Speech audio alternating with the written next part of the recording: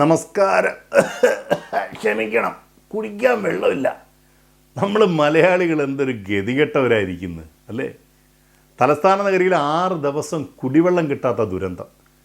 പ്രകൃതിക്ഷോഭത്തിൽ water ടാങ്കുകൾ പൊട്ടിത്തകർന്നിട്ട, യുദ്ധത്തിൽ bomb വീണിട്ട ഒന്നുമല്ല ഇങ്ങനെ ഒരു ദുരന്തവും. 500 അമ്മത്തിൻ്റെയും 700 അമ്മത്തിൻ്റെയും 2 ചെറിയ വാട്ടർ പൈപ്പുകളുടെ മെയിൻ്റനൻസിന് വേണ്ടിയിട്ട്, അലൈൻമെൻറ്റിന് വേണ്ടിയിട്ടാണ് ഈ മഹാദുരിതം തിരുവനന്തപുരത്തുകാർ അനുഭവിക്കേണ്ടി വന്നത്. സെക്രട്ടേറിയറ്റ്, സർക്കാർ ഓഫീസുകൾ, ഹോട്ടലുകൾ, ഫ്ലാറ്റുകൾ, കടകൾ, ആശുപത്രികൾ, ഒരിടത്ത് 5 ദിവസം തുള്ളി വെള്ളമില്ല. പക്ഷേ എല്ലാ മന്ത്രിമന്ദിരങ്ങളിലും, AKG സെൻറ്ററിലും, MLA ഹോസ്റ്റലിലുമൊക്കെ ജലപ്രളയം. രാജാക്കന്മാർക്ക് പരമസുഖം. പ്രജകൾ തൊണ്ട വരണ്ട് ഇച്ചിരി വെള്ളത്തിന് വേണ്ടിയിട്ട് നെട്ടോട്ടം. ആരോട് പറയാൻ, ആര് കേൾക്കാൻ?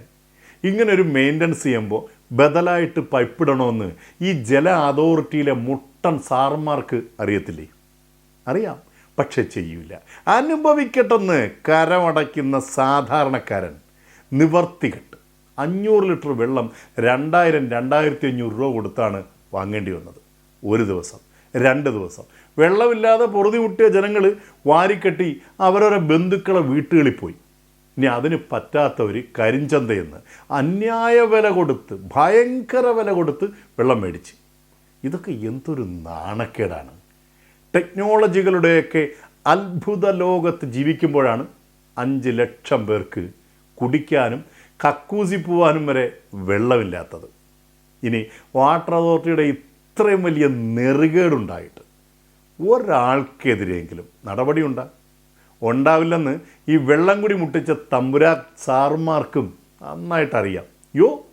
നമ്മൾ പൊതുജനങ്ങൾ മിണ്ടരുത്. ശബ്ദിച്ചാൽ നാക്കറുത്ത് ജയിലിൽ തള്ളും. കേരള രാജ്യത്ത് നടക്കുന്നത് രാജഭരണം.